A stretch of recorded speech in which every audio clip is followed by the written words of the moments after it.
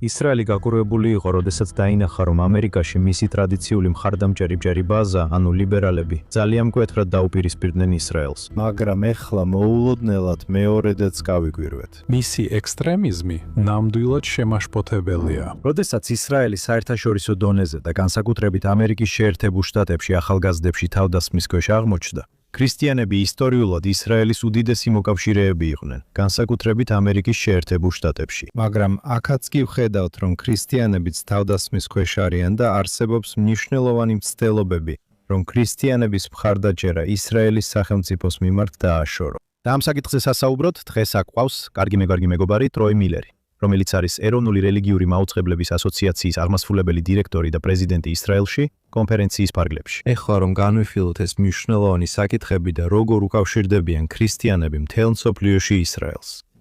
ტროი, მოგესალმები იერუსალიმში. სალამი ალექს, მადლობა. სასიამოვნოა დაბრუნება და სასიამოვნოა ამ დროს აქ ყოფნა. ეხლა შენ ხელმძღვანელობ ეროვნულ რელიგიურ მაუწყებელთა ასოციაციას, რომელიც დიდი ქოლგა ორგანიზაციაა და წლების განმავლობაში აერთიანებს ქრისტიან მაუწყებლებს შეერთებულ შტატებში. და ვიტყოდი, ალბათ შეერთებული შტატების ფარგლებსაც კი ცდება. და ცდილობ, რომ ისინი გააერთიანო იმ საკითხებზე, რაზეც სურთ ერთიანობა. და მრავალი წლის განმავლობაში იცი, ისრაელი ერთ-ერთი მთავარი საკითხი იყო. მოგვიხევი ცოტა რამ NRB-ზე და იცი როგორია ეს სტრუქტურა. დიახ, NRB უკვე 82 წელია არსებობს. ჩვენ ვართ ფაქტობრივად ერთადერთი ორგანიზაცია, რომელიც ქრისტიან კომუნიკატორებს წარმოადგენს. და ამას ძირითადად HSX-ში ვაკეთებთ, მაგრამ გლობალურადაც. ჩვენი კონფერენცია, ჩვენი ყოველწლიური კონფერენცია, ჩვეულებრივ 5500-დან 6000-მდე მონაწილეს მასპინძლობს, სადაც ან საკითხებზე ვსაუბრობთ. წინა წელს მგონი 54 ქვეყანა იყო წარმოდგენილი მთელი მსოფლიოდან. ასე რომ ჩვენ საკმაოდ ფართო მასშტაბით ვმუშაობთ. ჩვენ გვყავს ტრადიციული მაუწყებლები რადიოსა და ტელევიზიაში. რადიოსა და ტელევიზიის პროგრამების პროდიუსერები, მაგრამ ასევე ყველა ახალი მედია, როგორც დღეს უწოდებთ. ჩვენ გვყავს პოდკასტერები, დიჯიტალები და ტიქტოკერები, მაგრამ ასევე გვყავს გამომცემლები, ავტორები, კინემატოგრაფისტები. ასე რომ თუ დღეს ქრისტიანულ კომუნიკაციებში ხართ, ჩვენ ვართ ის ადამიანები, რომლებიც თქვენს საჭიროებებსა და საკითხებს წარმოადგენთ კაპიტოლიუმში და მთელ მსოფლიოში. და ბოლო წლებში კონფერენციაზე ისრაელმა ნამდვილად ძალიან მნიშვნელოვანი როლი ითამაშა. არის დიდი ისრაელის ლოცვის საუზმე, რომელშიც მე რამდენიმე სესიაში მივივე მონაწილეობა ისრაელზე. იცი, მითხარი როგორ ფიქრობ, რა როლი აქვს ისრაელს ქრისტიან მაუწყებელთა დრის წესრიგში და როგორ ცვლილებებს ხედავ წლების განმავლობაში. კარგი, ნახე, ქრისტიანულ საზოგადოებაში ჯერ კიდევ ძლიერია ისრაელის მხარდაჭერა და ჩვენ ცოტას ვისაუბრებთ იმ ეროზიაზე, რაც იქ ხდება. მაგრამ ჯერჯერობით ქრისტიანული საზოგადოება მაინც ძალიან ძლიერი მხარდამჭერია. ალბათ ამერიკაში ისრაელისა და ებრაელი ხალხის ყველაზე დიდი დემოგრაფიული მხარდამჭერები ქრისტიანები არიან, განსაკუთრებით კი ევანგელისტი ქრისტიანები. ასე რომ ისრაელს ყოველთვის ჰქონდა თავისი როლი, ვფიქრობ, მას შემდეგაც კი რაც მე 25 წელზე მეტია რაც NRB-სთან ვარ დაკავშირებული. მაგრამ ეს ძირითადად ტურიზმს ეხებოდა. ასე რომ თავარი იყო მოდით ნახეთ წმინდა მიწები. ნახეთ ადგილები, სადაც იესო დადიოდა, სადაც მოციქულები ხვდებოდნენ ერთმანეთს, სადაც სახარების საქმე ხდებოდა. ასე რომ ბევრი რამ სწორედ ამაზე იყო კონცენტრირებული. მაგრამ ჩვენ ვიცით, რომ დღეს ჩვენ ცვალებად კულტურაში ვცხოვრობთ, ცვალებად პოლიტიკურ და გეოპოლიტიკურ გარემოში. და ამიტომ ჩვენ ხედავთ ამ ცვლილებას, განსაკუთრებით მას შემდეგ, რაც მე მოვედი NRB-ს ხელმძღვანელად და ეს საკითხი განსაკუთრებულად დავსვი. ფიქრობ, ეს არის ცვლილება. ასე რომ თუ 15 წლის წინ მოხდებოდით NRB-ზე, დიდ სტენდს ნახავდით. იქ ნახავდით ტურისტული კომპანიების ჯგუფს, სააგენტოებს, რომლებიც თქვენს ვიზიტებში დაგეხმარებოდნენ. დღეს თქვენ ნახავთ ძალიან მრავალფეროვან ჯგუფს ისრაელიდან და ებრაული თემებიდან. ნახავთ მართლმადიდებელ ებრაელ რაბინებსა და მასწავლებლებს. თქვენ კვლავ ნახავთ ტურისტული სფეროს წარმომადგენლებს, მაგრამ ასევე ნახავთ ჟურნალისტებს, როგორიც თქვენ ხართ. ნახავთ სხვა გავლენიან პირებსაც და თქვენ ნახავთ ადამიანებს, რომლებიც შესაძლოა მუშაობენ საჯარო პოლიტიკისა და პოლიტიკური სექტორებში. რადგან დღეს ბევრი კავშირია იმასთან, რაც ხდება ისრაელში და ანტისემიტიზმთან, ებრაელ ხალხთან ამერიკაში და მთელ მსოფლიოში, ასევე ქრისტიანთა დევნასა და ქრისტიანთა სიძულვილთან, რაც ასევე ვრცელდება მთელ მსოფლიოში. ამიტომ ჩვენ ვაერთიანებთ ყველა ამ ელემენტს. მინდა ვისაუბრო ისრაელზე, ანტისემიტიზმის საკითხზე და ახალ მედიაზე. და იმაზე თუ როგორ ებმის ეს ყველაფერი ერთმანეთს. მაგრამ სანამ ამას გავაკეთებთ, მინდა ვთქვა, რომ თქვენ აკვირდებით ბევრ ტენდენციას ქრისტიანულ საზოგადოებაში, განსაკუთრებით ახალგაზრდა ქრისტიანებში. რა სამჩნევთ იცით ისრაელის თემის გარდა? რა ტენდენციებია, რომლებსაც ჩვენი აუდიტორია უნდა იცნობდეს, რაც ქრისტიანულ საზოგადოებაში ხდება? დიახ, თუ შევხედავთ ქრისტიანულ საზოგადოებას და უპირველეს ყოვლისა ნახეთ, ვისაუბრებთ ებრებთ NRB-ზე, როგორც ორპარტიულ ჯგუფზე. მაგრამ ქრისტიანულ საზოგადოებას აქვს ღირებულებების და საკითხების ერთობლიობა, რომლებიც მათთვის ბოლო რამდენიმე ათწლეულის განმავლობაში უმნიშვნელოვანესი იყო. Pro-life საკითხი, პროჯგუფური საკითხები, ის თუ როგორ უყურებენ ქრისტიანები ეკონომიკას და ეკონომიკურ საკითხებს და ამ ყველაფერს. ამიტომ ეს ფაქტობრივად დააკავშირა ქრისტიანები ამერიკაში უფრო კონსერვატიულ პოლიტიკურ მოძრაობასთან. მაგრამ რაც დავიწყეთ დანახვა, განსაკუთრებით ბოლო 8 წლის განმავლობაში, არის კიდევ უფრო ღრმა გადახრა იმ მიმართულებით, რასაც შეიძლება ულტრამემარჯვენე უწოდოთ და იქ არსებულ მრავალ საკითხზე. ამიტომ ქრისტიანულმა საზოგადოებამ, განსაკუთრებით ახალგაზრდა თეთრმა ევანგელისტებმა დაინახეს მთელი DEI მრავალფეროვნების, თანასწორობისა და ჩართულობის მოძრაობა. ისე ვოკიზმი, რაც მოხდა, Black Lives Matter, კრიტიკული რასის თეორია, ის მოვლენები, რაც მოხდა 21 საუკუნის პირველ ნახევარში, პირველ 15 წელიწადში, ანუ 2000-დან 2015 წლამდე. და მართლაც იგრძნეს ის მარგინალიზაცია. ეხლა რასაც ხედავთ, ალექს, მგონია რომ ეს არის ქანქარის უკუმოძრაობა ამის წინააღმდეგ. ასე რომ ჩვენ ხედავთ მოძრაობებს ქრისტიანულ საზოგადოებაში და უბრალოდ ამ ჯგუფზე ვილაპარაკებ, იმ უკიდურესად მარჯვენა საზოგადოებას. ასე რომ ხედავთ ამ America First მოძრაობას, ხედავთ ამ Christianity First მოძრაობას, ხედავთ ამ მოძრაობას, რომელმაც აიღო ყველა ის საკითხი, რაც მოხდა იმ პირველ 15 წელიწადში, როცა მათ გრძნობდათ, რომ ქანქარა ნამდვილად მათ წინააღმდეგ გადაიხარა. ის არის აშკარად მათკენ იყო მიმართული. და ეხლა იმის ნაცვლად, რომ ეს ზომიერად შუაში დააბრუნონ, სადაც უნდა იყოს, ისინი ამას იღებენ და მთლიანად მარჯვნივ აქანავებენ. ასე რომ ნახეთ ისეთი რაღაცები, როგორიცაა კენის მოძრაობა, რომელიც პასუხია Black Lives Matter-სა და კრიტიკული რასის თეორიაზე. ეს იდეა, რომ ნორმალურია იყო თეთრკანიანი მამაკაცი და თეთრკანიანი ოჯახი. და სინამდვილეში ეს ერთადერთი უნდა იყო. და უნდა დაუჭირო მხარი შენს რასას, ისე როგორც ამ სხვა მოძრაობებმა დაუჭირეს თავიანს. ასე რომ ამ მოძრაობას ვხედავთ. ასევე ვხედავთ მოძრაობას დიდი მთავრობის წინააღმდეგ, მაგრამ ვფიქრობ, ახლა ეს უფრო ლიბერტარიანულია, ვიდრე ადრე იყო. მთავრობა უნდა იყოს მაქსიმალურად შეზღუდული, როგორც კი შესაძლებელია. ზოგი ითქვის, რომ საერთოდ არ უნდა არსებობდეს. შტატების უფლებები ბრუნდება. ასე რომ ამას ვხედავთ. ხედავთ დიდ მოძრაობას ოჯახისა და ოჯახური ღირებულებებისკენ დაბრუნების მიმართულებით და ამ საკითხების მიმართ. ასე რომ მარჯვენა ფლანგზე ბევრ კარგ რამეს ვხედავთ, მაგრამ მისი ექსტრემიზმი ნამდვილად შემაშფოთებელი. და იცით, ჩვენ ხედავდით, ვითხოვდი, შეიძლება ამ 15 წლის განმავლობაში თითქოს პროგრესისტების მხრიდან ასე შეშიში უღმერთობისკენ წახალისებას. და შეიძლება ეს ქრისტიანულ საზოგადოებაზეც კი აისახა. თქვენ ხედავდით, რომ ეკლესიაში დასწრების მაჩვენებელი შემცირდა, მაგრამ ახლა, როგორც ჩანს, აღორძინებაა. და ამ მოძრაობის ნაწილი ისაა, რომ ხალხი ეკლესიაში ბრუნდება. ასე რომ ეკლესიას რეალურად აქვს თავისი როლი. და ზოგიერთი კონფესია ეხლა იზრდება იმის გამო, რომ საზოგადოება კვლავ უბრუნდება ამ კონსერვატიულ და შესაძლოა უკიდურესად მემარჯვენე კონსერვატიულ შეხედულებებს. დიახ, რა თქმა უნდა, ნახეთ, ეკლესია საჯარო სივრციდან განდევნილი იყო მე-20 საუკუნის შუა პერიოდიდან, 1950-იანი წლებიდან.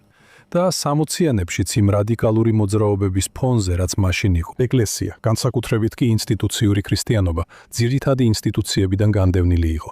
ლოცვა სკოლიდან ამოიღეს, ათიმცნება სკოლიდან ამოიღეს. ხალხს ეუბნებოდნენ, რომ შენი ქრისტიანობა ეკლესიასა და სახლში უნდა დარჩეს. ნუ გამოიტანა ამ ყველაფერს საჯარო სივრცეში. და ფიქრობ, რაც მოხდა განსაკუთრებით ჩარლი კირკის მკვლელობის შემდეგ გასულ წელს, ეს თითქოს გამოფხიზლების ზარი იყო, რომ მემარცხენეებმა ზედმეტი გააკეთეს და ძალიან შორს წავიდნენ. გარდა ამისა, ამას ემატება კიდევ ერთი რამ. ასეულს მთელი ეს გიგ-თაობა, ეს ციფული თაობა. სტატისტიკა გვიჩვენებს, რომ ისინი ყველაზე მარტოსულები არიან. მათ აქვთ სასოწარკვეთისა და დეპრესიის მაღალი მაჩვენებლები.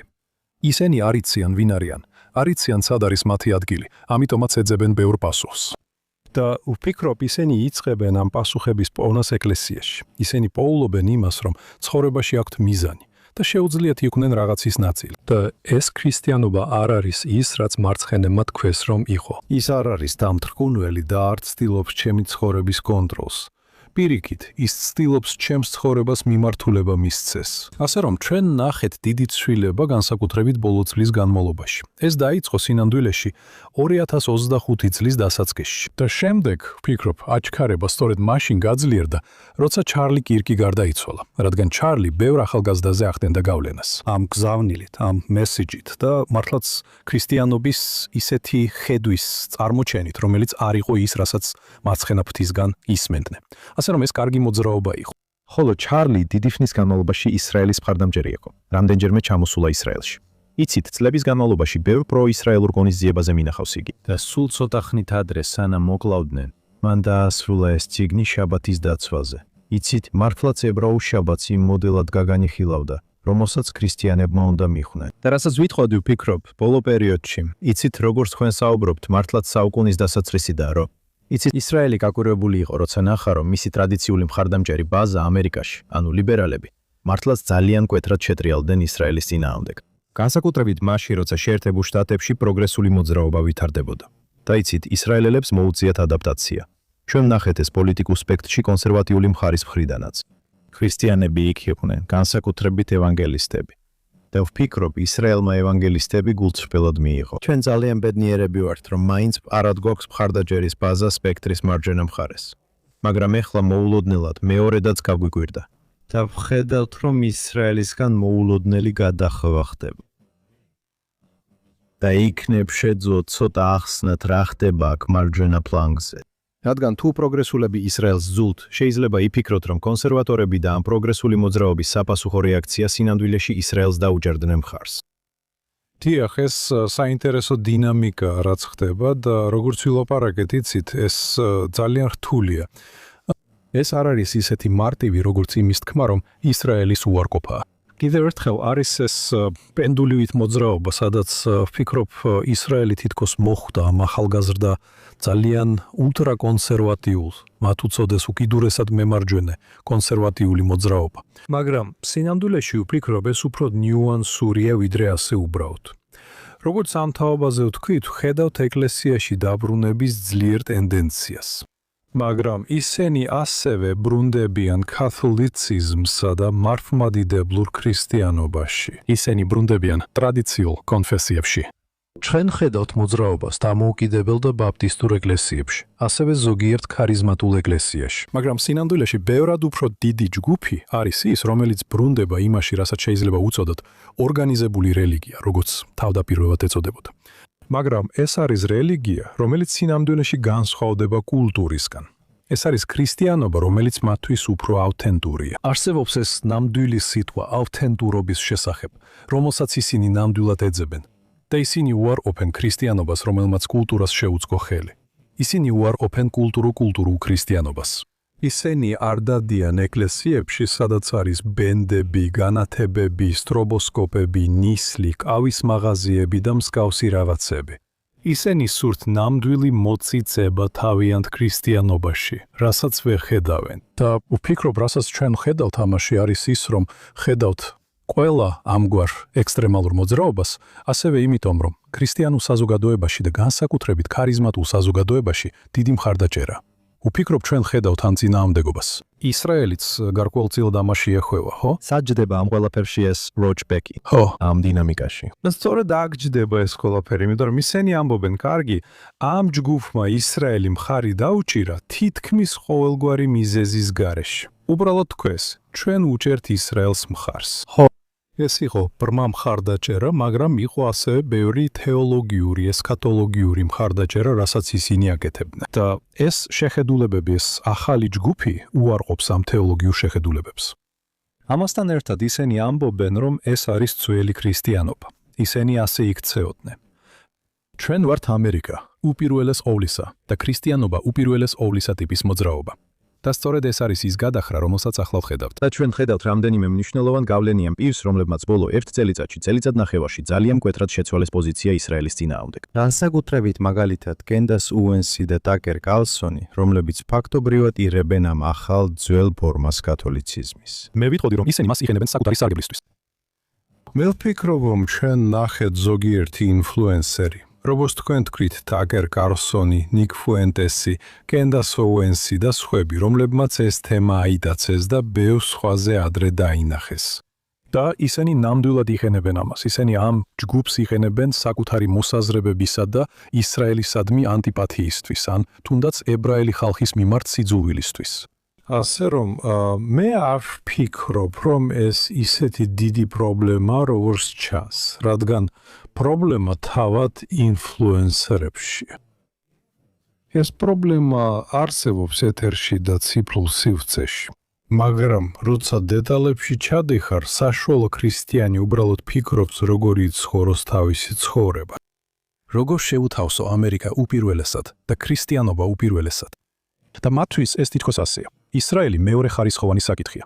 და მე უბრალოდ გვერდზე გადავდებ ამას. ასე რომ არის რელიგიური, თეოლოგიური ელემენტი, მაგრამ ასევე გვაქვს პოლიტიკური ელემენტიც. და განსაკუთრებით ტაკერი, კენდასი და სხვებიც, რომლებიც აკვირდებიან იმას, რაც ახლა ხდება ახლო აღმოსავლეთში. რა თქმა უნდა, ისრაელი იღებს ცუდ რეპუტაციას საერთაშორისო დონეზე იმის გამო, რაც გააკეთა თავის დასაცავად ჰამასისა და ჰეზბოლას წინააღმდეგ ღაზასა და ლიბანში. მაგრამ ასევე ეხლა, როდესაც შეერთებული შტატები ისრაელთან ერთად ირანში დაფრინავს და ვრცელდება ნარატივი, რომ ამერიკა იბრძვის ისრაელის ომს. და როგორც თქვენ ახსენეთ, იცით ეს აღორძინებული ქრისტიანობა პოლიტიკის მხრივ ცოტათი ლიბერტარიანიზმისკენ იხრება.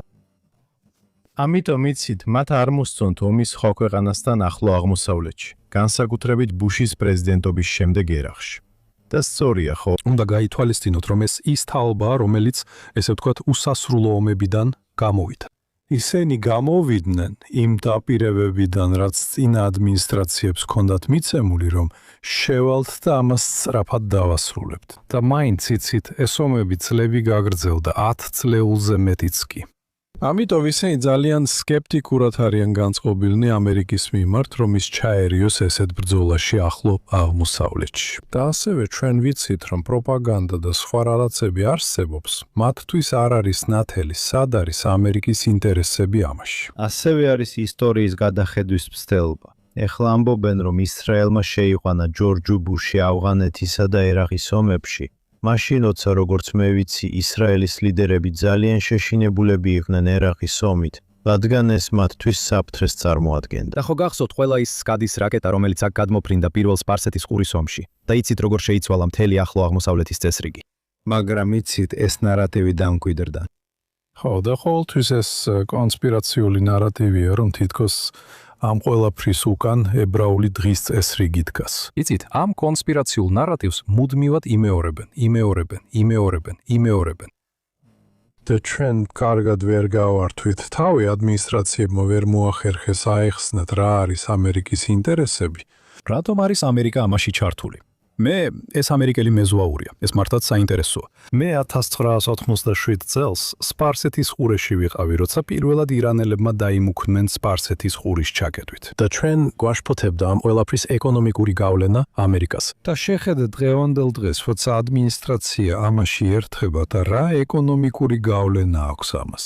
შეგიძლიათ წარმოიდგინოთ უფრო ძლიერი ირანი და მისი ეკონომიკური გავლენა, მაგრამ ეს საკითხები სწორედ ის თემებია, რომლებსაც ეს თაობა ამატებს ამ ყველაფერს. გარდა ამისა, ეს თაობა ასევე ემოციური თაობაა. ეს არის თაობა, რომელიც ბევრ გადაწყვეტილებას ემოციებით, ემპათიით და თანაგზნობით იღებს. და გულწრფელად რო ვთქვათ, უნდა აღნიშნოთ, რომ პროპაგანდისტული გზავნილები, რომლებიც მოდის მეორე მხრიდან, ისრაელისა და ამერიკის მტრები მართლაც შესანიშნავად ახერხებენ ამ თაობაში ემპათიის სიმებზე დაგვას. მედია და სოციალური მედია დიდ როლს თამაშობს, როგორც თქვენ ახსენეთ, ისრაელის წინააღმდეგ პროპაგანდაში. ასევე იმ მოძრაობაშიც, რომელიც მარჯვენას ეკლესიაში დაბრუნებისკენ მოუწოდებს. თქვენ ხართ ყველაზე დიდი ქოლგა ორგანიზაციის ხელმძღვანელი, რომელიც ყველა სახის რელიგიურ მაუწყებელს აერთიანებს. როგორც ტრადიციული მედია, ტელევიზიის არხებები, ასევე ახლა ახალი მედიისკენ გადახვევასთან დაკავშირებული საკითხები. და თქვენ ცდილობთ ლიდერის როლი შეასრულოთ ამ ყველაფერში და უკვე აირეთ ლიდერის როლი. იცით, როგორ მუშაობთ ამ აღორძინების დაბალანსებაზე. ერთი მხრივაც ძალიან კარგია ქრისტიანობისთვის, იცით, ახალი ყურადღება, კიდევ ერთხელ ღმერთზე და ეკლესიაზე გადატანილი ყურადღება, რაც ძალიან სასარგებლოა რელიგიისთვის. მაგრამ მეორე მხრივ ეს კამპანია, რომელიც ცდილობს ხარდაჭერა ისრაელს ჩამოაცილოს, რაც ბოლო რამდენიმე წლის განმავლობაში ქრისტიანული მედიის ერთგვარი საფრდენი იყო. დიახ. და უფიქრობ, რომ წარსულში ამ მოძრაობებში დაშვებული ზოგიერთი შეცდომა იყო პირველ რიგში იცით მათი სრულად დემონიზება. ეს უბრალოდ მათ კიდევ უფრო დააშორებს. ერთ-ერთი საკითხი, რაზეც ბევრს საუბრობთ ქრისტიან კომუნიკატორებთან და პასტორებთან, არის ის თუ როგორ ჩართოთ ეს თაობა, როგორ დავიწყოთ დიალოგი მათთან და როგორ დავიწყოთ გონივრული დებატი. და ვფიქრობ, ეს არის ის, რაც ამ თაობას ნამდვილად სურს მოისმინოს და ის, რაც ჩვენ უნდა გავაკეთოთ. მაგრამ ვფიქრობ, ალექს, მთავარი ისაა, რომ დღეს ეკლესიაში მიმდინარე პროცესების გასავები თავად ეკლესიაა. საერთო ჯამში ეკლესიამ თავი დაიკავა, თავი შეიკავა და უკან დაიხია ამ საკითხებისა და კულტურულ საკითხებისგან, რათა პოლიტიკას მოშორებოდა. ისრაელი კი განიხილება როგორც პოლიტიკური საკითხი და არა როგორც რელიგიური ან თუნდაც სოციალური საკითხი. ამიტომაც ამჟამად ბევრს მუშაობთ იმაზე, თუ როგორ უნდა გავანათხოთ ქრისტიანი კომუნიკატორები. პირველ რიგში დიახ, ეკლესიას უნდა კონდეს მონაწილეობა ქვეყნის მმართველობასა და ზედამხედველობაში, რომ ქრისტიანულ და იუდეო-გეოქრისტიანულ მსოფლმხედველობას აქვს თავისი ადგილი და მიზანი საჯარო სექტორში. როდესაც ამ ნაწილში ჩაერთვები, შემდეგ იწყება დიალოგი ამ ჯგუფთან იმის შესახებ თუ როგორ. ჩვენ სინამდვილეში გაცილებით მეტი საერთო გვაქვს ვიდრე განსხვავება. და როგორ დავეღოდნოთ ამ საერთო საფუძველს, მათ შორის როგორ გადავარჩინოთ დასავლური კულტურა, რომლის განუყოფელი ნაწილიც ისრაელია. როგორ გადავარჩინოთ ეს კულტურა? თუ მთელი ჩვენი დასავლური კულტურა აშენებულია იუდეურ ქრისტიანულ ღირებულებებზე, იუდეურ ქრისტიანულ მსოფლმხედველობაზე და გავაცნობიეროთ, რომ მტრები სწორედ ამას ებრძვია. და თავი დავანებოთ იმ ნარატივს, თითქოს საქმე მიწას ეხება ან თუნდაც ძალაუფლებას სტრუქტურებზე. სინამდვილეში საქმე იმაშია, ვისი მსოფლმხედველობა გაიმარჯვებს. გაიმარჯვებს თუ არა დასავლური იუდეურ ქრისტიანული მსოფლმხედველობა. თუ ეს ახალი აღმოსავლური, უკიდურესად ლიბერალური სოციალიზმი და გულწრფელად რომ თქვათ, ისლამური ხედვა. გაიმარჯვებენ ისინი? ზუსტად. იცი, როცა ამ მთელ პროგრესულ ცვლილებაზე საუბრობ ამერიკაში, ხედავ, რომ ისლამისტები შეუერთდნენ და ეს სინამდვილეში აზრი არ აქვს, ასე იფიქრებდი. მაგრამ თუ კონსერვატორები აჯანყდებიან ამ პროგრესული ცვლილების წინააღმდეგ და თუ ისლამისტები პროგრესულების ბუნებრივი პარტნიორები არიან, და ხედავ რა მოხდა ევროპაში და როგორ ინკრევა ტრადიციული კულტურა. ისრაელი მთელი ძალით ებრძვის ამას, რომ შეაჩეროს.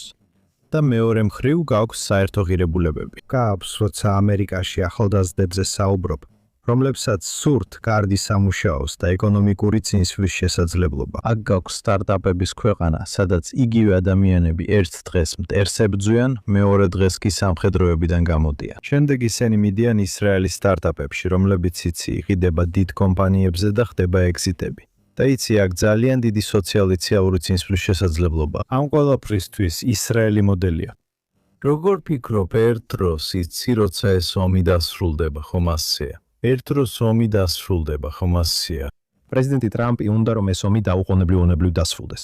შეიძლება კიდევ დასჭირდეს დრო, 6 თვე, 1 წელი, 2 წელი, მაგრამ ეს ომი დასრულდება. ფიქრობთ, რომ ერთ დროს, როცა პოლიტიკა შეიცვლება, შეიძლება არსებობდეს განსხვავებული შეხედულება ისრაელს. სადაც ქრისტიანები ახლა გვავიწყებენ იმის აღიარებას, რომ ისინი უფრო მეტად არიან დაკავშირებულნი ისრაელთან, ვიდრე მსოფლიოს ნებისმიერ სხვა ქვეყანასთან. დიახ, ვფიქრობ, რომ იქნება ერთგვარი გაცნობიერების მომენტი, რომელიც ყველაფერს შეცვის. ვფიქრობ, ომი ამ ეტაპზე ამ ყველაფრისგან ყურადღების გადატანა. და ეს ერთგვარი მარტივი სამიზნეა. ეს მარტივი პროპაგანდა მემარცხენეებისთვის გამოსაკენებლად. ისევ და ისევ ამის მიზეზი ისაა, რომ ეს უსასრულო ომების კვალდაკვალ ხდება. მაგრამ მართალი ხარ, ეს ომი დასრულდება. და როცა ყველაფერი დასრულდება, მოგიწევს შეაფასო, როგორ გამოიყურება ახლა მსოფლიო. როგორ გამოიყურება ახლო აღმოსავლეთი, იცი, და როგორ შეიცვლება ნარატივი, თუ ის არა მხოლოდ ომში იქნება წარმატებული, არამედ როგორ შეიცვლება, თუ აბრაამის შეთანხმებებშიც მიაღწევს წარმატებას. როგორ შეიძლება ყველაფერი თუ ისრაელი, რომელიც ცდილობს ამერიკულ დახმარებაზე დამოკიდებულების შემცირებას, როგორ შეიძლება ეს, როცა ეს მოხდება? ამიტომ ვფიქრობ, რომ მარჯვნივ იქნება რაღაც მსგავსი მომენტი, რომ თქვან, ხო, ისრაელი მართლაც არის მთავარი მოკავშირე მსოფლიოში და ის არის მთავარი მოკავშირე ამ ბრძოლაში, არა მხოლოდ ბრძოლაში ისრაელის სიონისტურ არსებობაზე. ეს არის მთავარი ბრძოლა დასავლური იუდეო-ქრისტიანული მსოფლმხედველობის აღმოსავლურ სოციალიზმზე, კომუნიზმზე და ისლამურ ხედვაზე გამარჯვებისთვის. და სწორედ მაშინ გონია, რომ ეს მომენტი დადგება. ეხლა თქვენ საფუძველს ხმით იმისთვის, რომ ქრისტიანული მედიის სამიტი გაიმართოს იერუსალიმში ამ წლის ბოლოს. მითხარით, ვისელით აქ და რატო ფიქრობთ, რომ ეს სამიტი ასეთი მნიშვნელოვანი იქნება? დიახ, ნახეთ, იერუსალიმი მსოფლიოს ცენტრი არის, ხომ ასეა? ყველა თვალი იერუსალიმზეა. ყველას უნდა იცოდეს, რა ხდება იერუსალიმში, რადგან ეს განსაზღვრავს გლობალურ გეოპოლიტიკას, რაც ახლა მიმდინარეობს. ამიტომ ჩვენ ყურადღებას გავამახვილებთ მედია სამიტის ჩატარებაზე. და აქ ჩვენ კონცენტრირდებით ჟურნალისტებზე, ინფლუენსერებზე და საინფორმაციო მედიაზე, რომელიც ამ ყველაფერს ამარაგებს. და როგორ შევქმნათ შეთანხმებები და პარტნიორობა მთელი ამ დასავლურ იუდეო-ქრისტიანულ მსოფლმხედველობაში. როგორ შევქმნათ ეს პარტნიორობა და შეთანხმებები ისე, რომ ერთმანეთს არ ვებრძოდეთ, არამედ ერთად ვებრძოლოთ მტერს. ესეთი მიმართულებისა ეს კონფერენცია. და ჩვენ ამას უფრო ფართო კონტექსტში საინფორმაციო ომის ჭრილშიც ვუყურებთ, მაგრამ ამასთან ერთად გასული წლის ნოემბერში, როცა აქ ვიყავი, ძალიან კარგი კომენტარები მივიღეთ მსოფლიო მასშტაბით ქრისტიანთა დევნის პრობლემაზეც, თვითონ ქრისტიანობას. დღეს მსოფლიოში ქრისტიანობა უფრო საშიშია, ვიდრე ნებისმიერი სხვა რელიგიის აღიარება. ამიტომაც მე ვხედავ ებრაელების მიმართ სიძულვილსაც და ქრისტიანების მიმართ სიძულვილსაც და ამ სოფლმხედველობის ბრძოლას. ორი ძირითადი აზროვნების ნიმუში, ორი მთავარი ფილოსოფია და რელიგია, რომლებიც ამ ყველაფერს საფუძვლად უდგანან, არის იუდაიზმი და ქრისტიანობა. მაშ, როგორ ვიბრძოლოთ ამ ყველაფრის წინააღმდეგ, გვერდ და არა მარტო? და უბრალოდ მგიყურებ და სტუდიაში გესაუბრები, გზნობ რომ ოპტიმისტი ხარ. დიახ, ოპტიმისტი ვარ. და ოპტიმისტი ვარ რამდენიმე მიზეზის გამო. პირველ რიგში იმიტომ, რომ რეალისტი ვარ. ვაცნობიერებ, რომ რეალური მტრები არსებობენ და რეალური ბრძოლები მიმდინარეობს. მაგრამ ასევე ვაცნობიერებ, როგორც ქრისტიანი, ვემსახურები სამყაროს ღმერთს, რომელმაც ყველაფერი შექმნა და რომელმაც როგორც ებრაულ საზოგადოებას, ასევე ქრისტიანულ საზოგადოებას მრავალი დაპირება მოგცა. და ამ დაპირებების დიდი ნაწილი ჩვენს რწმენასა და ღმერთისადმი მორჩილებაზეა დაფუძნებული. და ერთ-ერთი ასეთი რამ არის ის, რომ ორივე ჩვენი საზოგადოება უნდა ყოფილიყო მარილით და სინათლე შუქურა მსოფლიოსთვის. ამიტომ მე ოპტიმისტი ვარ, რომ ჩვენ ნამდვილად შეგვიძლია ამის შესრულება, რომ შეგვიძლია გავლია გავერთიანდეთ და რომ ამ სამყაროსთვის საუკეთესო იუდეურ ქრისტიანული მსოფლმხედველობაა. ეს სჭირდება მსოფლიოს. და სწორედ აქედან მოდის ჩემი ოპტიმიზმის ძალა. მადლობა ტროი, რომ მეგობარი ხარ. მადლობა, რომ ჩვენი მოკავშირე ხარ, ტროი მილერ, ეროვნული რელიგიური მაუწყებლობის პრეზიდენტი და აღმასრულებელი დირექტორი. დიდი მადლობა, რომ ჩვენთან ერთად იყავით. მადლობა, რომ მიმიწვიეთ.